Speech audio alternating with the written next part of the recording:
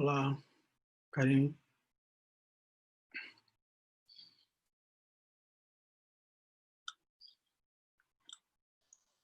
Oi, Flávio. Só entrei para ver como é que estava. Joia. Será que os participantes já deveriam entrar? Oi, A Flávio. Só Alexia. entrei para ver como é que estava. Sim. Acho que a Alexia e. Joia. Será que os participantes já deveriam entrar? A Alexia. Então, Oi. o Bob está perguntando se manda esse link para a Alexia, para o Jackson, para o Tony. É esse link mesmo do Zoom, né? Do Zoom, exatamente, do Zoom. Aí eles já entram, eu já adiciono eles aqui. Tá ok.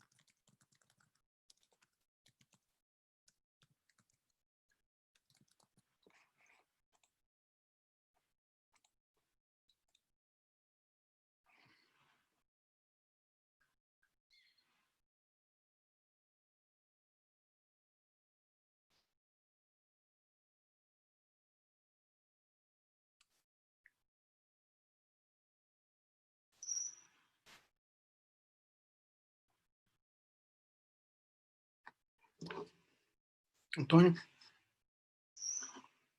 Oi. Tô tentando abrir minha câmera. Mas não sei ler inglês, tá dando alguma coisa aqui.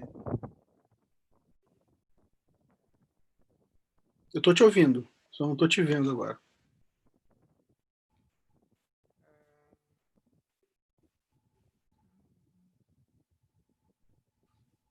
Eu não sei ler inglês, gente. Que ódio dessa porra desse negócio em inglês. O que você tá. Ah, Tá pelo. Ah, entrei pelo programa mesmo que tá aqui no computador.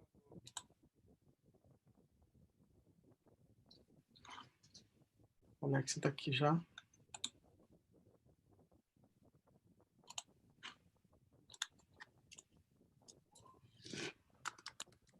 Alexia?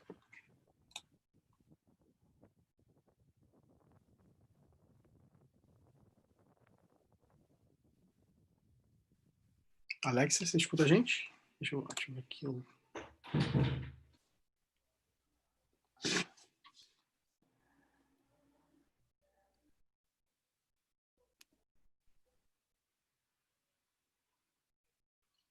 Alexa, não tô te escutando. Oi, gente, boa tarde. Boa Tô tentando tarde. abrir o vídeo aqui, mas eu não estou achando. Achei. Achou? Tá diferente a configuração? Por que que o meu não está indo? Realmente não tô vendo o seu. Peraí, deixa eu pedir aqui para seu. O meu também não tá indo, Flávio. Não tem opção ativar vídeo. Pra mim aparece uma mensagem em inglês.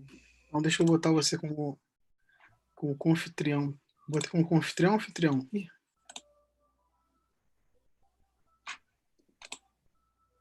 Ih, me coloca como anfitrião, porque eu te coloquei como anfitrião, vou te colocar como co-anfitrião. Tá, coloco. Aonde coloca isso? Você clica em cima da pessoa aqui, mais, onde tem mais. Ah, tá. Aham. Mas tá tudo em inglês, puta que me pariu. Host. Make host. Tá, achei. Mas será que vai tirar o meu? Não, peraí. Foi. Tá. Para tornar co-anfitrião. Vamos tentar colocar a Alexa como co-anfitriã para Sim, poder ver sim. se abre a câmera. E Alexa, se você consegue agora.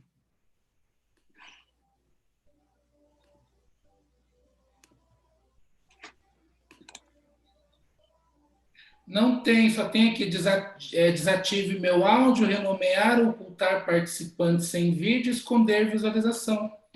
Não tem aqui ativar vídeo, como tem geralmente pelo Zoom.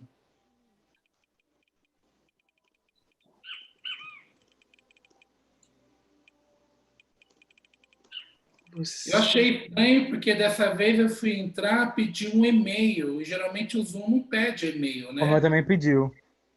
Você pede o link, eu acho que quando gerou o link de acesso, gerou com essa configuração.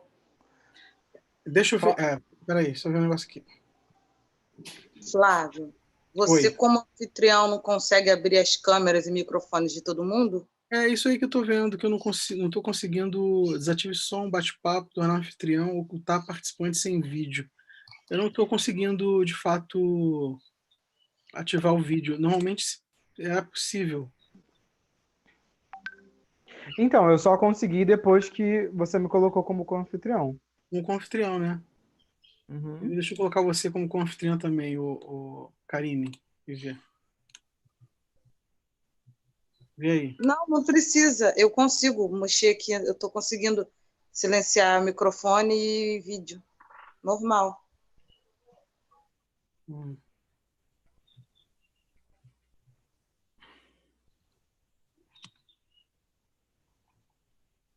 A Alex que não tá conseguindo, né?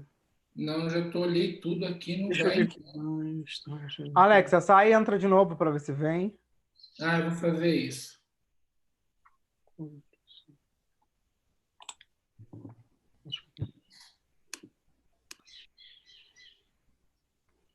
Deixa eu só fazer um negócio aqui. Manter.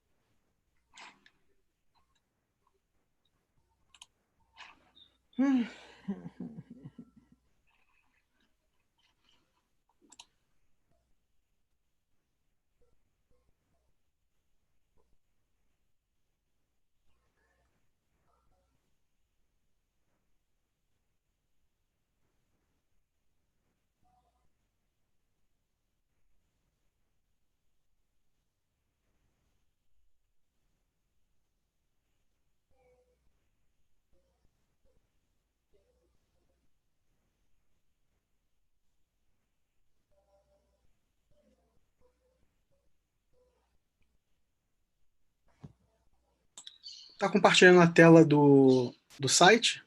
Assim. E eu tô me sentindo muito embaixador do Intersecções, a minha cara bem no meio aí da foto.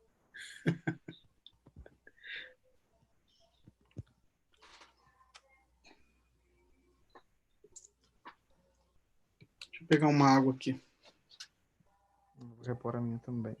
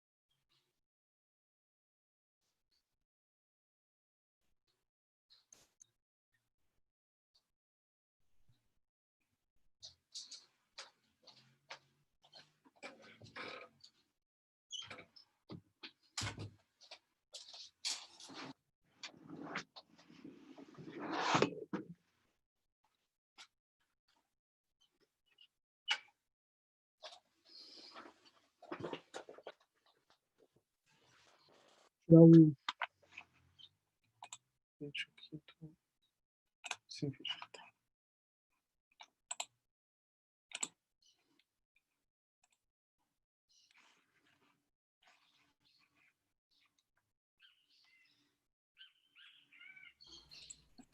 Eu acabei de ir no YouTube pra ver se tá rolando. Tá rolando lá sim. Tá igualzinho aqui. é Só porque... tá com um delayzinho de 30 segundos. É, Eu acabei de ir no YouTube pra ver se tá rolando lá sim. Ah, tá me ouvindo 2 vezes. é. Tá, gente, e agora?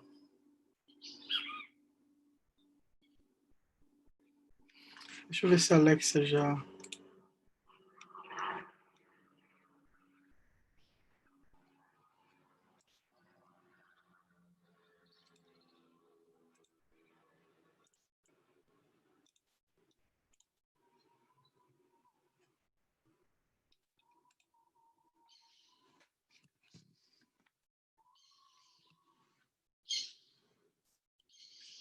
Acho que tá entrando.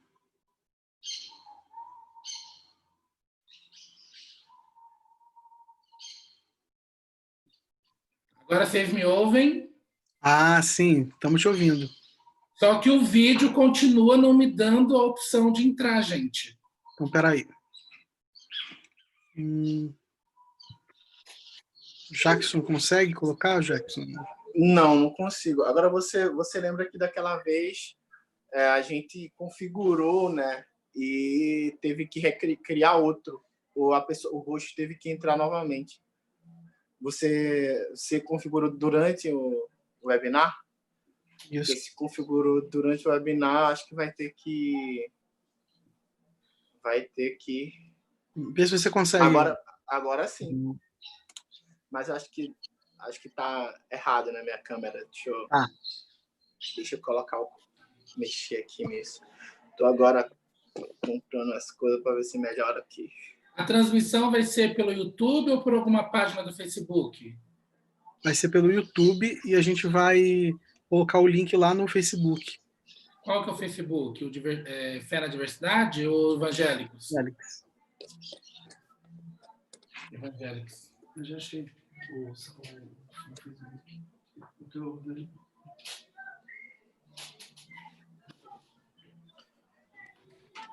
Nós não estamos te vendo ainda, né?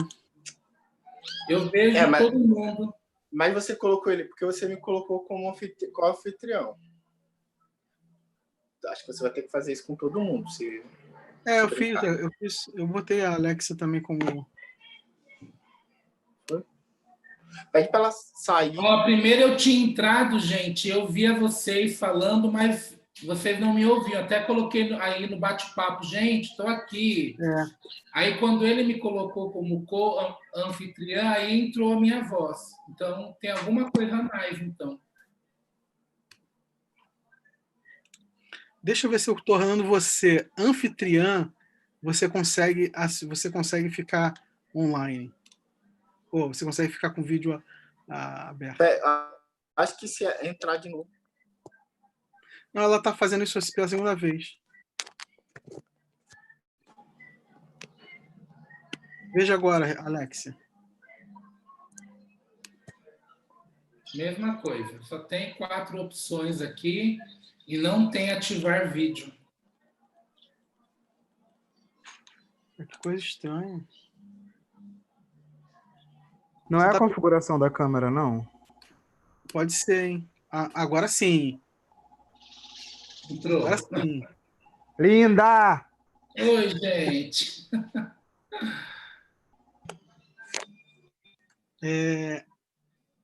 Tá, a gente não tá... Karine, a gente ainda não está transmitindo, né?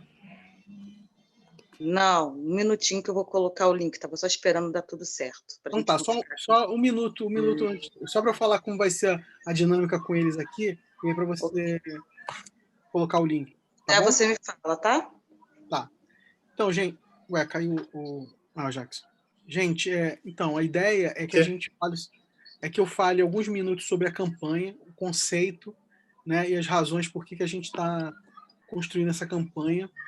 E depois aí eu vou colocar para vocês 2 questões, assim, para vocês irem falando, não precisa usar muito tempo, né?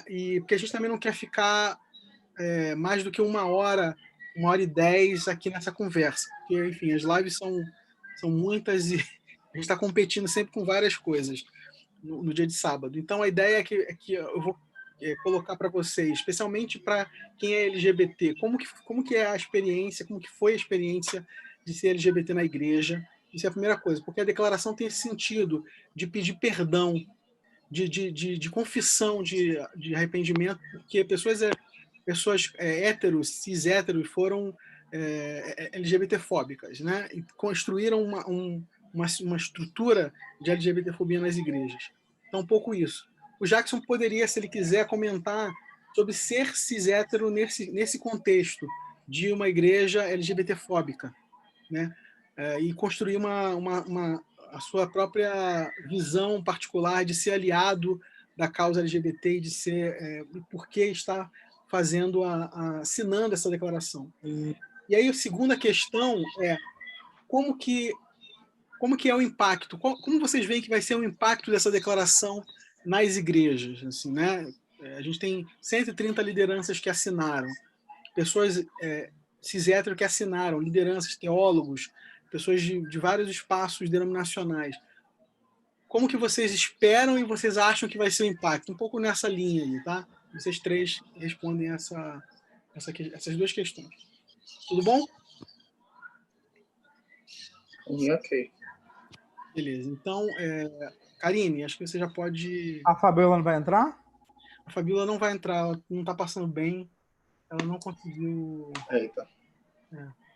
Infelizmente. No caso, a minha fala é no sentido de reivindicar esse lugar da importância dessa declaração, também uma fala de denúncia também por algumas situações. Pode ser, pode ser.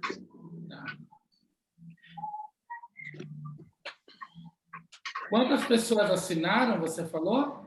130 lideranças inicialmente assinaram. A gente abordou elas para assinarem. Você tem uma perspectiva de quantas mais foram convidadas ou as 130 convidadas assinaram? Não, mas acho que mais 150 foram convidados. Tá. Perfeito. Ok, gente, vou colocar o link, tá? Para iniciar. Se vocês quiserem silenciar aí o microfone.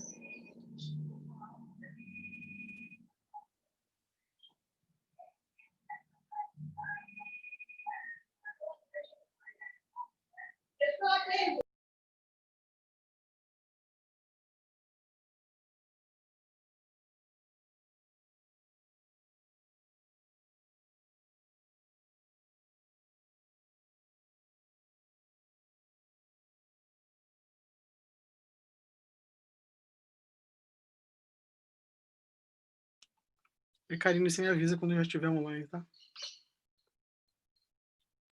Flávio, no YouTube a gente já tá. As pessoas estão vendo, já estão marcando a gente, inclusive. Ah, é? Que ótimo. Uhum. Bom, gente, então eu vou dar boa tarde a todos vocês, a todas vocês, a todos. É uma alegria estar nessa tarde enfim, divulgando essa campanha, lançando essa campanha, né, o Fé na Diversidade, uma iniciativa da plataforma Interseções e o Evangélicos pela Diversidade. Queria agradecer especialmente Jackson, Augusto, Antônio Valente, que é um dos nossos coordenadores do Evangélicos pela Diversidade, e a reverenda Alexa Salvador por aceitarem o convite de estarem conosco. Infelizmente, a Fabíola Oliveira, que tinha prontamente se disponibilizado a estar conosco aqui no lançamento, ela teve um problema de saúde hoje à tarde e, infelizmente, não vai estar conosco.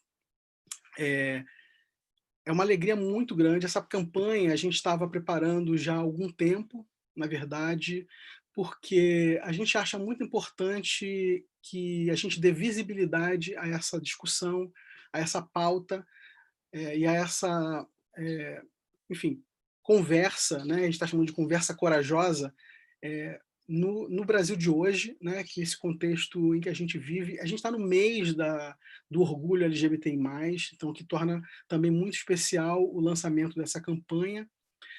E a gente preparou isso porque a gente acredita que a gente precisa ser mais proativo nessa discussão, né? Porque, bom, o Evangélicos já está trabalhando, atuando uns 2 anos já, enfim, com uma série de atividades, uma série de conexões em espaços, né, tentando conversar com o máximo possível de pessoas e organizações, seja nas igrejas, no âmbito das igrejas, seja no âmbito da sociedade civil também, em espaços até regionais, a gente tem conseguido estar, né, em espaços como o OEA, enfim, no diálogo sobre direitos humanos, direitos das pessoas LGBTI+, isso tem sido muito importante. Mas a gente acredita, né, que não só as pessoas LGBTI+, precisam ser protagonistas na luta por inclusão radical, né? Por reconhecimento da dignidade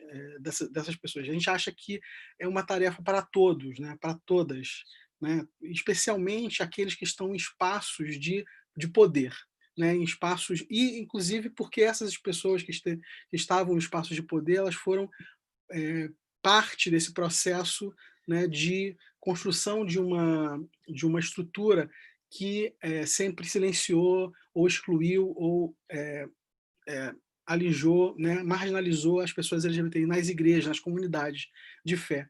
Então a gente achava muito importante que uma declaração, e por isso, se você vai no site que a gente está divulgando hoje, né, o fenadiversidade.com, você vai, o centro da nossa campanha está na declaração, em torno da declaração, né? Eu vou compartilhar aqui com vocês a minha tela para vocês darem uma olhada.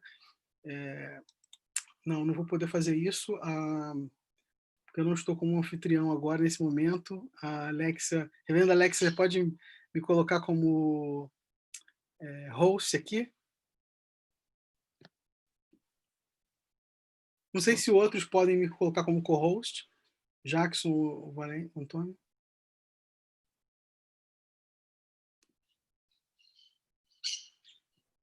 Menino do céu, como é que faz esse trem? Você vai no meu perfil, em cima do meu perfil Plataforma Interseções e clica no mais e você me adiciona como Make Host ou Make Co-Host.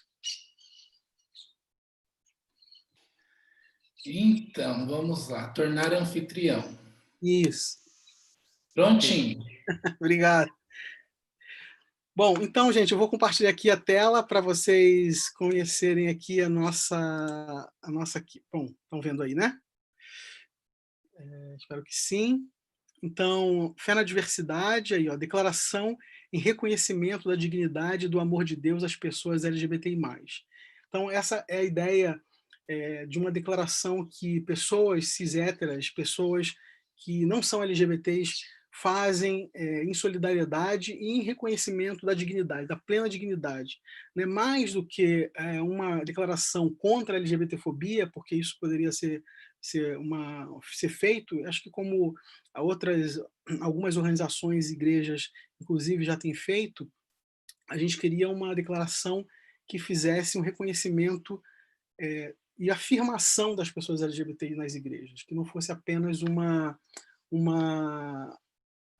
contra algo que é, acho que hoje, consensual, né, que é sobre LGBTfobia, como, não só como um pecado, mas como um crime. Né? Enfim, isso está posto na lei hoje, né, não é algo ainda mais disputável. Né? Então, isso a gente não entende que qualquer igreja, qualquer liderança, qualquer pessoa cristã deve ser contra a LGBTfobia nesse sentido. Mas a gente queria uma declaração que afirmasse as pessoas LGBTs nos espaços de fé, nas nossas organizações de fé. Por isso, essa declaração tem esse sentido. Né? Se você vai lá na declaração, você pode ler, né, com calma, né, para entender o que a gente está expressando, mas a gente também coloca os motivos, né, por que a gente está assinando a declaração. Né? Então, se você botar lá, né, por quais motivos assinamos a declaração, a gente vai mostrar um pouco qual é o sentido disso, qual o sentido da gente querer escrever uma declaração como essa. Né? Então, primeiro, que a gente entende que tem que haver uma confissão, né? Um pedido de perdão às pessoas LGBTI+, por conta da incompreensão, né, e negação do Evangelho de Cristo, ou seja, o sofrimento que foi causado, né, o silenciamento, a condenação, a exclusão, a invisibilização, a patologização das pessoas LGBTI+, né, exigem de nós, líderes cristãos, um pedido de perdão. Então, isso é feito na declaração. Né? Outra questão é que a gente precisa demonstrar que a nossa compreensão sobre a diversidade sexual e de gênero, ela se afasta do modo preconceituoso com que as igrejas têm tratado o assunto.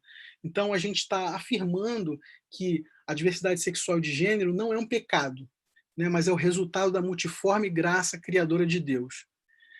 O terceiro ponto, a terceira razão, é que a nossa visão sobre a participação das pessoas LGBTI+, na igreja, nas igrejas, é de compromisso pleno com a afirmação dos seus dons e total inclusão na comunidade. Né? As pessoas LGBTs e mais, se elas quiserem ser pastoras, como a reverenda Alexia Salvador, é isso que a comunidade precisa reconhecer. Né? Ou seja, qualquer dom, qualquer ministério, assim como as pessoas cis-hétero, a gente precisa ampliar isso e reconhecer que todas as pessoas precisam de uma participação plena na igreja. Né? E, por último, o compromisso com a promoção da justiça, da igualdade, da dignidade, do respeito às pessoas LGBTI, não só nas igrejas, mas na sociedade brasileira, né?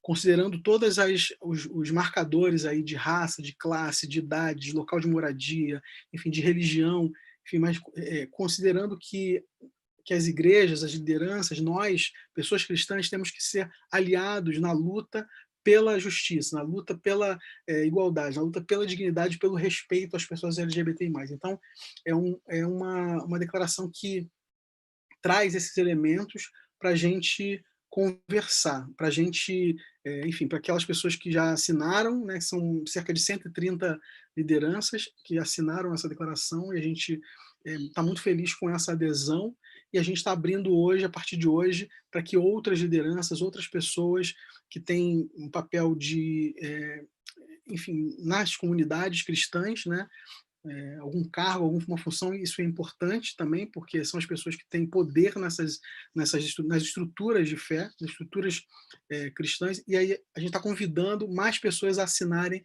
e a aderirem a essa declaração e a divulgarem e a conversarem sobre isso também. Né? Então a ideia é que, ao visibilizar essa posição afirmativa, né, esse pedido de perdão, que a gente também converse sobre isso. Né? E por isso o lançamento aqui está, o que a gente está fazendo hoje, tem a presença da reverenda Alex Salvador, que é reverenda da Igreja da Comunidade Metropolitana, que é uma igreja já muito conhecida, que fez 50 anos agora, ano passado, né, reverenda? Acho que ano passado a ICM fez 50 anos de existência, né, e que surgiu exatamente no marco também da Revolução de Stonewall, naquele mesmo período que marca, por exemplo, que é o símbolo, né, do mês do orgulho LGBTI+. Então, muito obrigado, reverenda, por estar aqui. A gente vai escutar um pouco também sobre a declaração, sobre o que isso envolve. O Jackson Augusto, que quem não conhece, ele tem um perfil nas redes sociais chamado Afrocrente, né, uma pessoa que tem se destacado no debate sobre o racismo, né, nesse contexto que a gente vive no Brasil e América Latina. Enfim, compõe outros espaços, como o Movimento Negro Evangélico, Miqueia Jovem, enfim, uma pessoa que está produzindo conteúdo, né, agora, semana que vem, um curso sobre teologia negra, Bíblia e negritude, enfim, uma pessoa super interessante da discussão sobre relações raciais e como isso está afetando, como isso impacta, como se relaciona com a fé. Obrigado, Jackson, por estar aí. E o Tony Valente, que está aqui com a gente também, que é um dos coordenadores do Evangelics pela Diversidade. Tony também tem um canal no YouTube, né? E uma pessoa também que tem produzido conteúdo, uma pessoa que está presente em diversos espaços, conversando sobre o que é ser negro, o que é ser LGBT, o que é ser evangélico, enfim, todos esses marcadores, né? E como isso afetam a sua existência e como afeta a existência das pessoas LGBT+. Enfim, muito obrigado por vocês estarem aqui. Então, a gente pode começar um pouco. Eu queria primeiro assim ouvir a experiência, ouvir um pouco a reverenda Alexa e o Antônio Valente sobre as suas experiências de ser pessoas LGBTs na igreja, nas igrejas evangélicas, né? Vieram nesse espaço, como é que vocês lidaram com isso?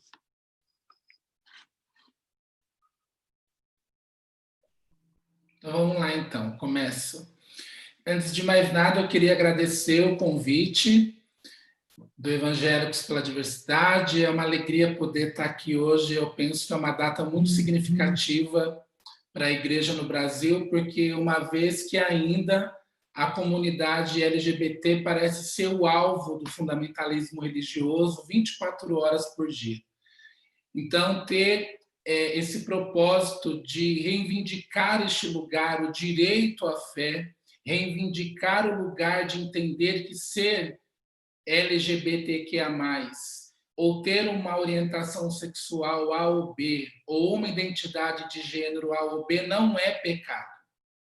Né? Ser LGBT não é pecado. Então, ter essa proposta e poder levar as pessoas ainda mais a uma reflexão é muito importante. Eu, enquanto travesti, enquanto mulher trans, reivindico este lugar há quase 11 anos da minha vida, quando eu conheço a Igreja da Comunidade Metropolitana, que é a primeira igreja inclusiva, a primeira igreja afirmativa da história. Então, lá em 68, quando o reverendo Troy Perry funda a Metropolitan Community Church, a MCC, e hoje ela presente em mais de 60 países do mundo, o Troy inicia esse movimento, né, de reivindicar o lugar, a fé das pessoas que a gente chama de pessoas divergentes. Então, no Brasil, principalmente, que é o maior país cristão do mundo, sabemos que é o país que mais mata travestis no mundo, que mais agride e cerceia direitos da comunidade LGBT no mundo. Nós, como cristãos e cristãs, fazemos esse papel de reivindicar esse lugar. Sou a primeira mulher trans, primeira travesti a ser ordenada clériga na América Latina no dia 26 de janeiro desse ano. E permanecer nesse lugar hoje, para mim, é o mais desafiador. Durante anos, eu achava que era um desafio muito grande chegar nesse lugar, que eu também entendo que é um lugar de poder. Porque sabemos que a estrutura ainda do cristianismo é hierárquica, sabemos que ainda vivemos essa realidade, porque somos fruto dessa colonização do cristianismo. Então, permanecer para mim nesse lugar ainda perpassa como o maior desafio da minha vida, uma vez que nós ainda vemos um movimento no Brasil, principalmente de uns anos para cá, de igrejas progressistas que começam a repensar o seu ministério, que começam a repensar a sua teologia, a sua prática pastoral na dita inclusão de pessoas LGBTQIA+.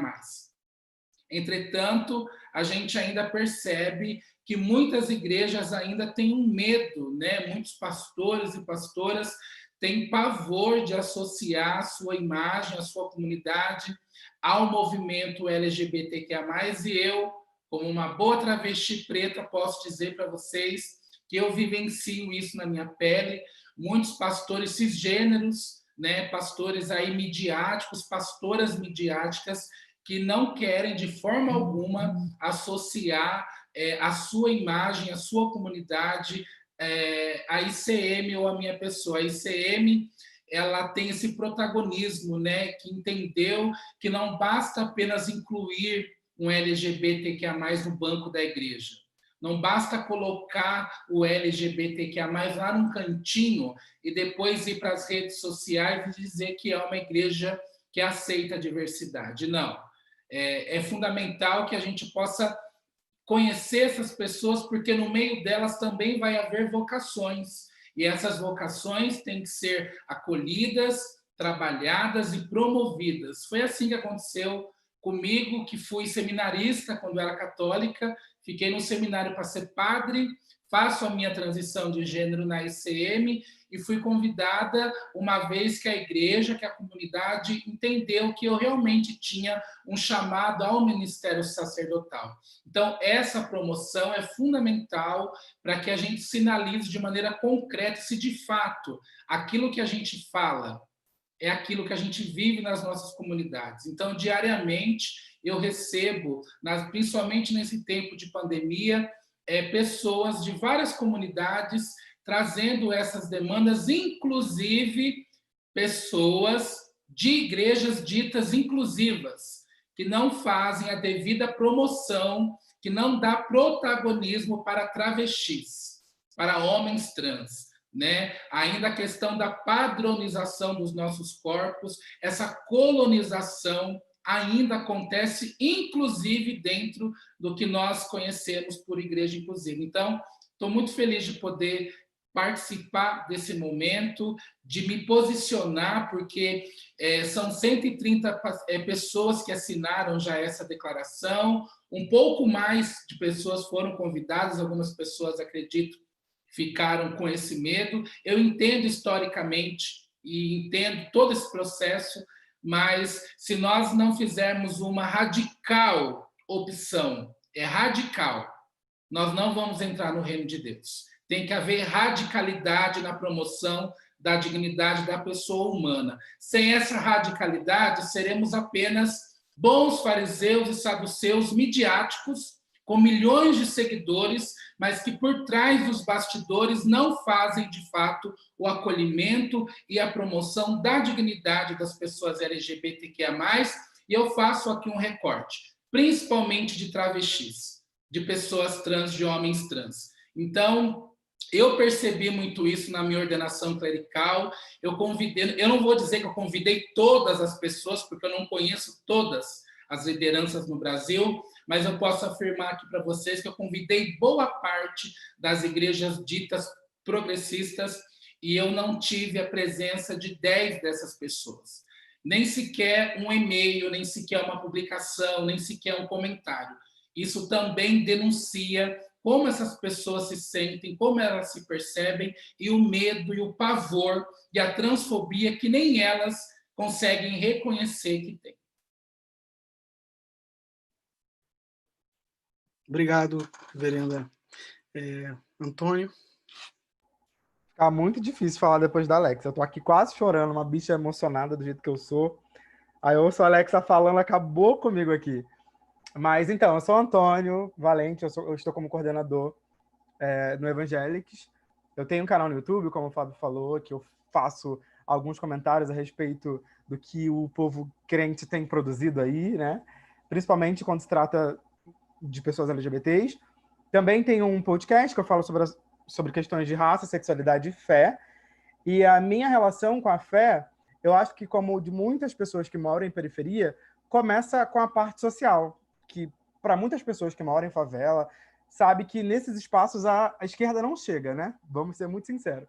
E o que assiste a gente, na maioria das vezes, são as igrejas das comunidades. Então, a gente entende toda a problemática que a igreja tem enquanto instituição, só que no contexto de pessoas pretas e faveladas, a igreja, muitas vezes, faz a parte social que o Estado não faz. Então, eu começo a ir à igreja com 6 anos, quando tinha a escola bíblica de férias, e a escola bíblica de férias era uma oportunidade para poder estar com outras crianças aqui do morro onde eu moro, e também de lanchar, porque é isso, muita gente aqui mal tinha o que comer em casa, então na igreja, todo domingo na escola dominical tinha lanchinho, e na escola bíblica de férias era tipo 15 dias de lanchinho, então era maravilha. E esse é meu primeiro contato com a fé, e aí eu percebo também que eu tinha aptidão para algumas artes, então eu comecei a fazer teatro na igreja, a cantar na igreja, mas eu fazia isso muito mais por essa questão de um espaço para poder exercer habilidades que eu até então desconhecia, do que pela fé em si. Eu só me converti e eu entendi o significado e o peso disso quando eu tinha 15 anos e foi na igreja metodista, então já não era mais a igreja do meu bairro, mas era uma igreja aqui da Redondeza. E aí na igreja metodista, então, eu começo a exercer mais esse papel de tipo, ministerial e de entender, de querer ler a Bíblia, de questionar tudo na escola bíblica dominical. Mas aí o pastor um dia me chamou para conversar e disse que tinha algumas irmãs, a igreja metodista é igual a Copacabana, você tem velho e cachorro, né? Eu tinha muito velho. Então disse que as irmãs chamaram ele para conversar, o pessoal da clã, né? Para dizer que eu estava muito afeminado lá na frente da igreja cantando. E que isso para ele era um problema. Ele entendia, então, o meu talento, o meu dom, não queria me retirar do ministério, mas isso estava incomodando as pessoas mais idosas da igreja, que elas não sabiam lidar com isso, até que me enfiaram num processo de cura gay, né? Então, eu participei de um grupo chamado Grupo de Amigos, aqui no Rio, e aí era tipo em Botafogo, eu moro em Duque de Caxias, e eu ia toda semana para esse lugar para poder fazer esse processo de reversão, né?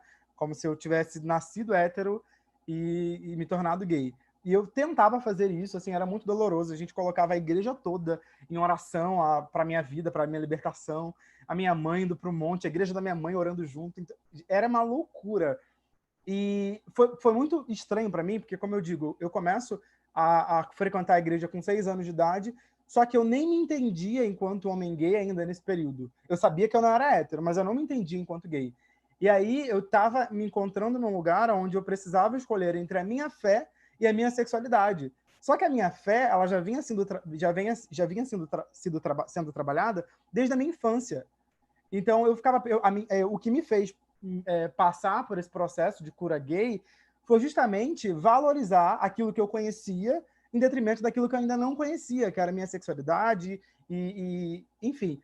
Só que ficou insustentável, né? Porque, como vocês podem ver, não existe cura gay. Estou aqui para provar isso. E aí eu tive que sair da igreja e eu fiquei muito frustrado na época, eu fiquei muito decepcionado na época. Mas eu ainda mantinha essa coisa da fé muito viva em mim. Até que em 2018 eu conheço Evangélicos, né? E aí eu começo a pensar na possibilidade de me reconectar com aquilo que desde a minha infância regia a minha existência.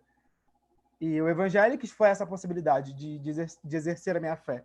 E essa tem sido a minha luta, né? Justamente para que a gente possa ocupar esses espaços, sendo quem somos em nossa plenitude, porque é o que a reverenda falou.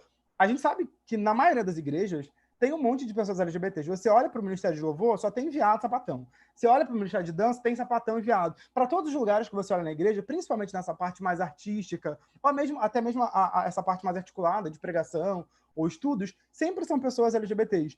Só que a igreja usa dessas pessoas para poder crescer, mas eles não conseguem entender as especificidades dessas vidas. Então, enquanto você me serve, você presta, mas desde o momento que você esperar ou quiser que a igreja te sirva, a gente vai ter um problema. Aí você vai ter que escolher. Ou você continua servindo a igreja, ou você vai ter que sair daqui. E então eu tenho lutado em todas as minhas redes sociais e também através do Evangélicos para que pessoas LGBTs não precisem mais fazer essa escolha. Ai, eu vou chorar, que droga.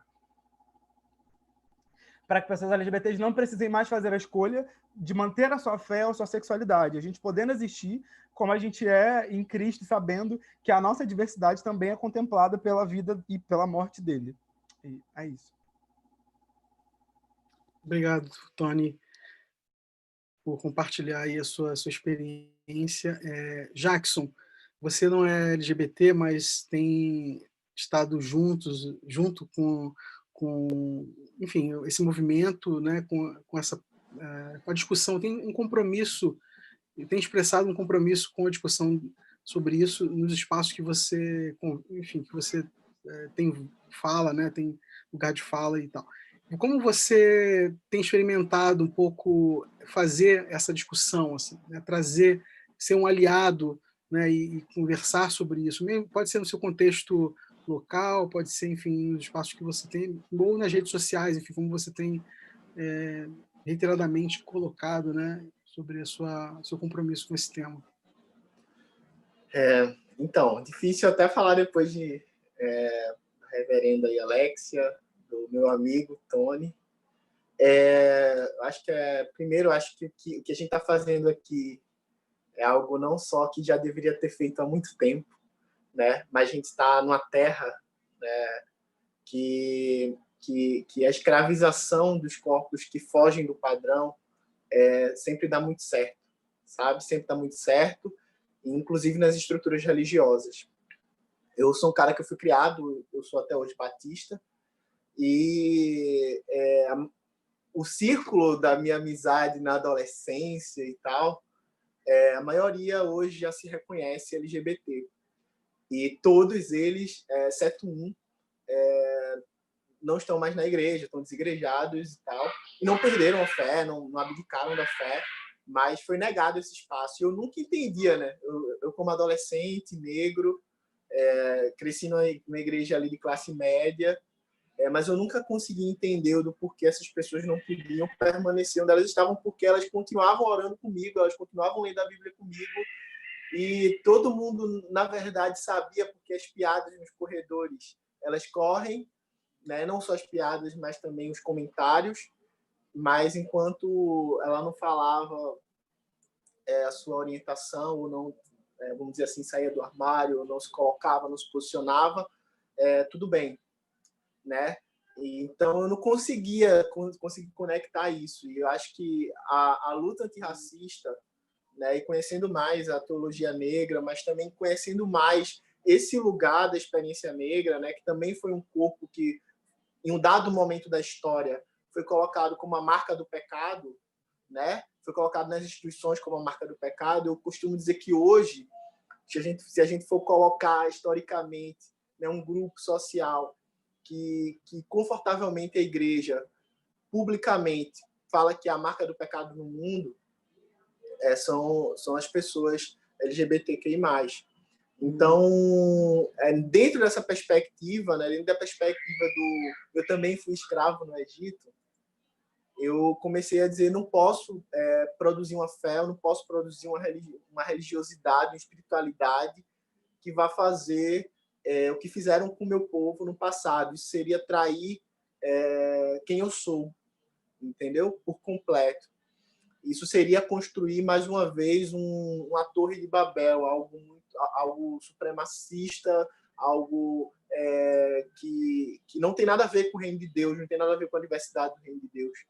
Então, o que me levou, o que me leva a pautar isso é justamente esse ponto de reflexão a partir de quem eu sou. Eu costumo dizer que se eu não fosse um cara negro, nordestino, que veio da favela, talvez eu nunca tivesse tido essa experiência. Então, acho que, para nós, né, periferia do mundo, periferia das sociedades, a gente entende e a gente consegue chegar mais próximo disso e tomar coragem para isso, né? E óbvio que nem todo mundo vai conseguir chegar ali por conta da institucionalidade, por conta de tudo que isso você vai abdicar, né? Porque existe uma estrutura que ou você rompe com ela, como a Alexia falou, ou você é radical, completamente radical, né? Para seguir de fato Jesus, para seguir de fato essa missão de libertação, essa missão de falar sobre vida e não de construir um padrão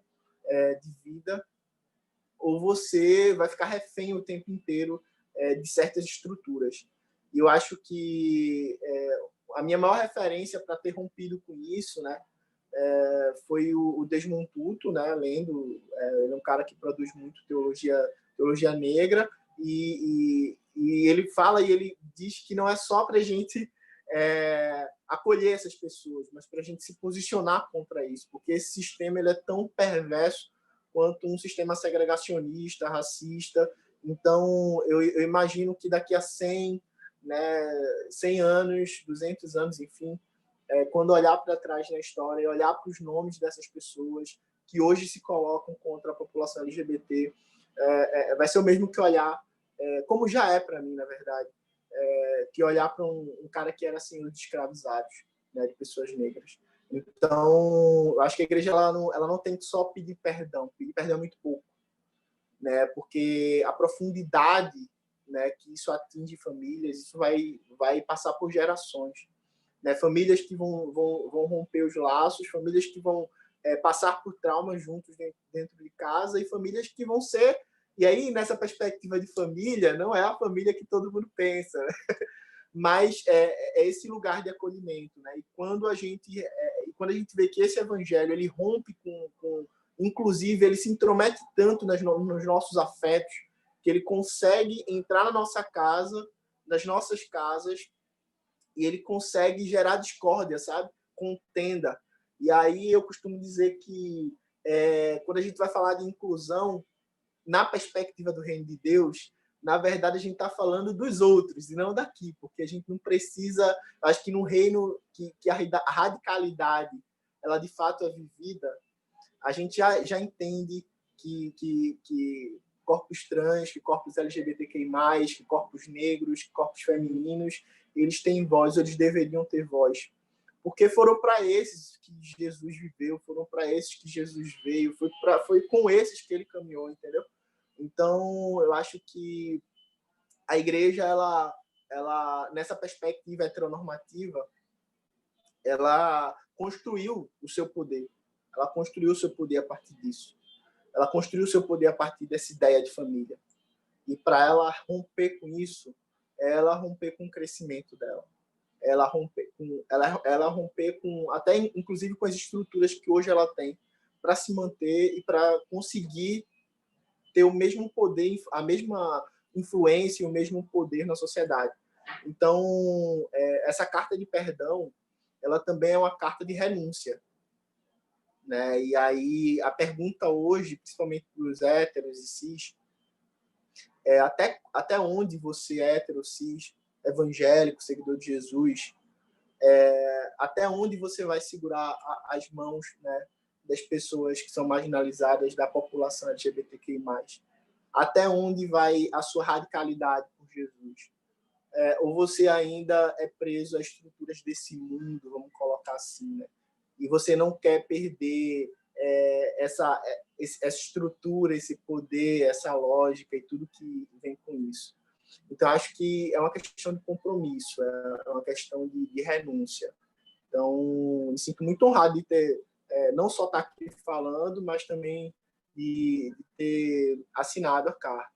Né? E é isso, acho que vocês podem contar comigo para precisar, inclusive para me repreender, que a gente sabe que é uma caminhada de exortação, é uma caminhada de aprendizado, é uma caminhada de partilha, e eu acho que hoje é um dia para a gente também falar sobre isso, que essa carta ela também traga a reconciliação da gente quanto pessoas cristãs com compromisso da missão por libertação de todas as pessoas que são oprimidas no mundo.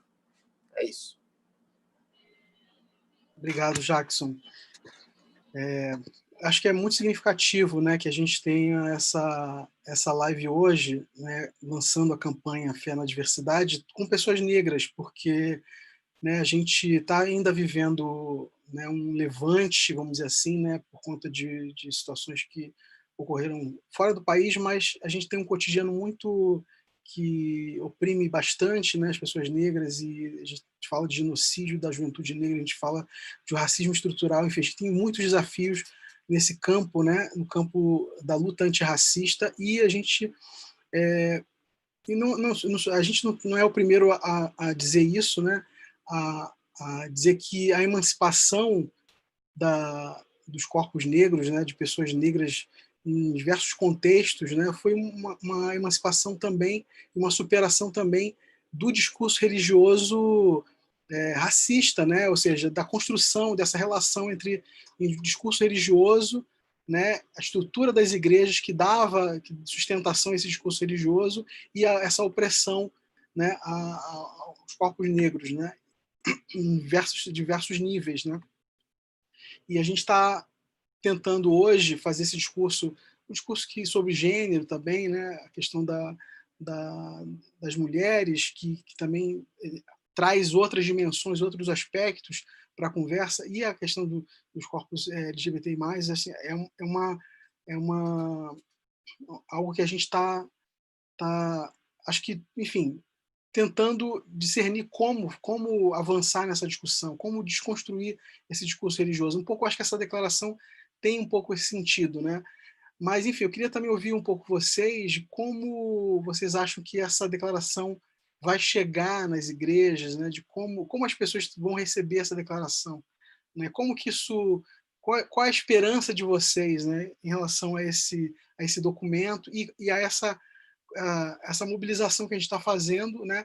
Enfim, a gente está com o site, a gente está com, né? A gente vai fazer isso muito tempo, a gente está fazendo isso no mês do orgulho LGBT+, a gente tem várias outras possibilidades de ampliar essa conversa, né, daqui para frente, mas, né, qual a esperança que vocês têm desse material, desse documento, dessas discussões que estão sendo colocadas?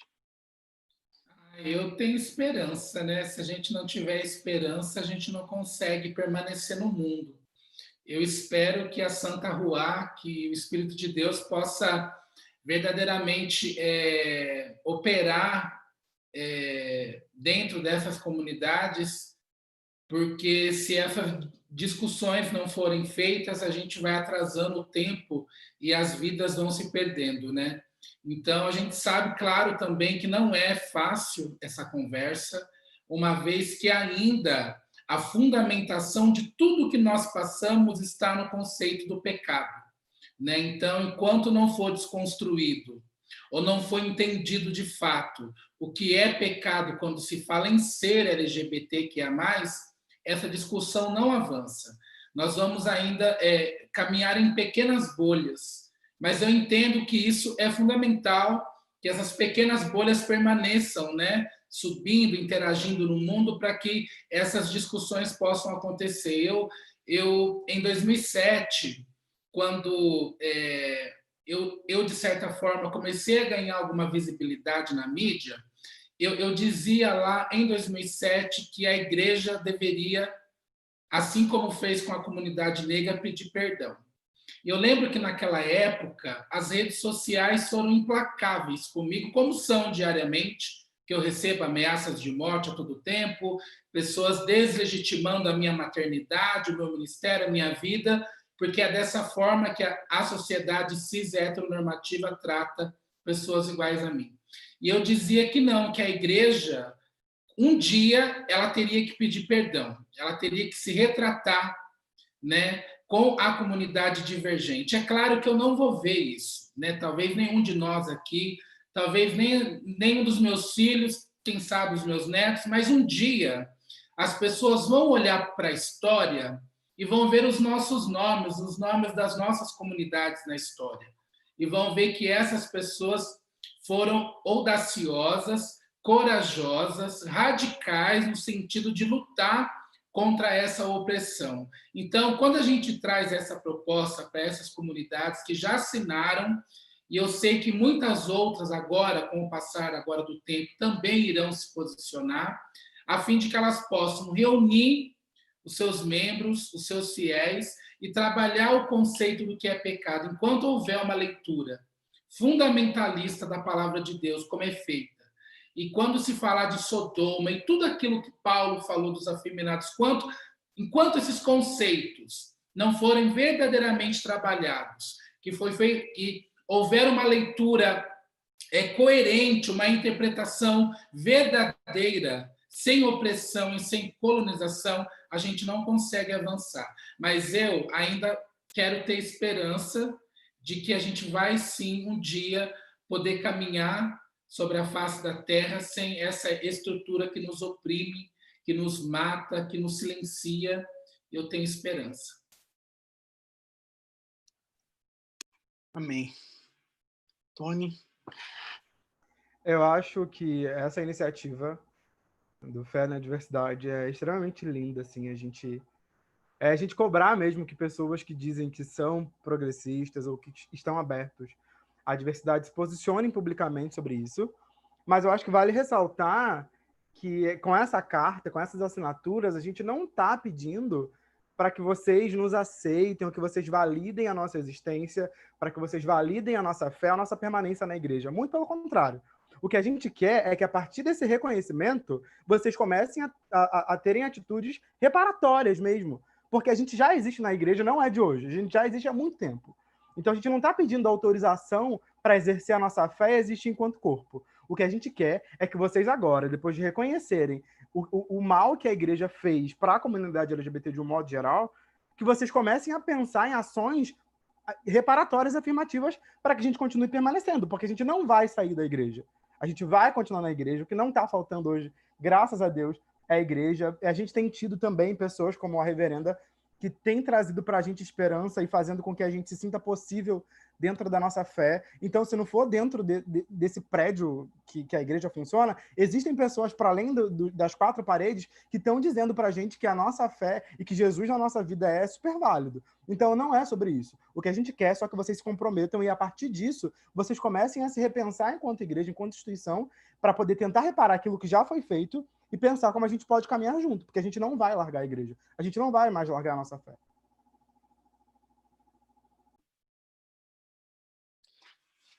Muito bom, Jackson. Você está em espaços, Jackson, diferentes, assim, espaços progressistas também, né? Então, como que... E agora, recentemente, houve um encontro de Miquéia jovem, e essa discussão foi travada também, de uma maneira muito positiva, com uma pessoa, inclusive a Gabriela Morena, que é do Evangelics, psicóloga, participou do encontro. Enfim, os espaços também progressistas têm aberto assim, essa conversa, né? Enfim, iniciado não iniciado porque esse é um processo longo de diálogo, de conversa, mas avançado um pouco mais, né? E a declaração do Miquéia Jovem foi bem interessante, assim, nesse sentido de afirmação, né? Enfim, como é que você vê, né, essa declaração nessa perspectiva? Então, eu acho que esse manifesto, essa carta, ela veio de fato para confrontar as pessoas que já se dizem comprometidas com a justiça.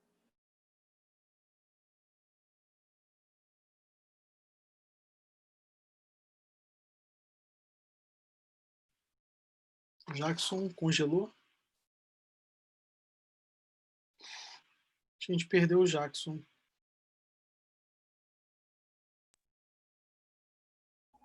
Pelo lugar Voltou. do confronto. E esse trabalho, né, que tem sido feito nos bastidores, inclusive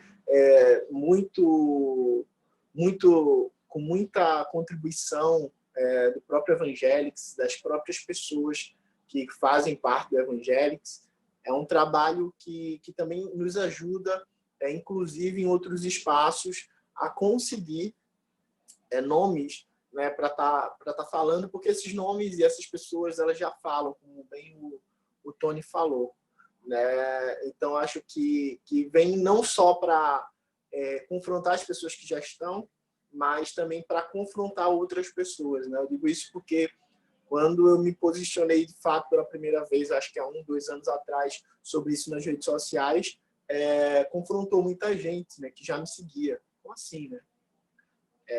Falar de racismo tudo bem, agora falar de transfobia, LGBTfobia, não. Então, isso vai confrontando. Semana passada, acho que essa semana agora eu também postei e também as pessoas me procuraram, né?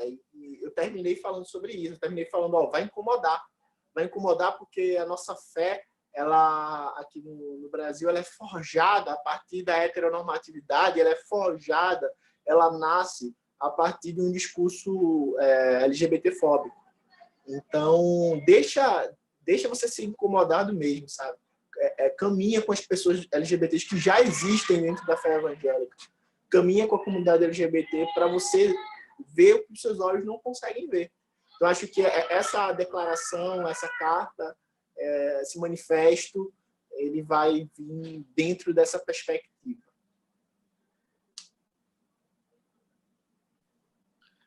Obrigado, Jackson.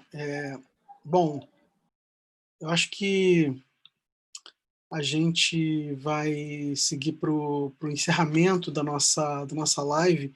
E o que eu queria, antes de agradecer a vocês que participaram aí, ouvindo a gente pelo YouTube, né, acompanhando em outras redes sociais, é que deem visibilidade a essa declaração, ajudem a gente a divulgar, né? Tem uma hashtag Fé na Diversidade, então a gente quer muito que essa hashtag esteja presente no Twitter, no Facebook, no Instagram, que você ajude a gente a divulgar. A gente tem várias pessoas, a gente colocou lá no site algumas frases de pessoas que estão apoiando e afirmando pessoas LGBT, a gente tem muito mais outras frases, então assim, conversar com as pessoas também, agradecer essas pessoas que estão se posicionando, né? De alguma maneira elas já se expõem, claro, muitas delas, outras não estão fazendo isso pela primeira vez, então acho que também é importante reconhecer,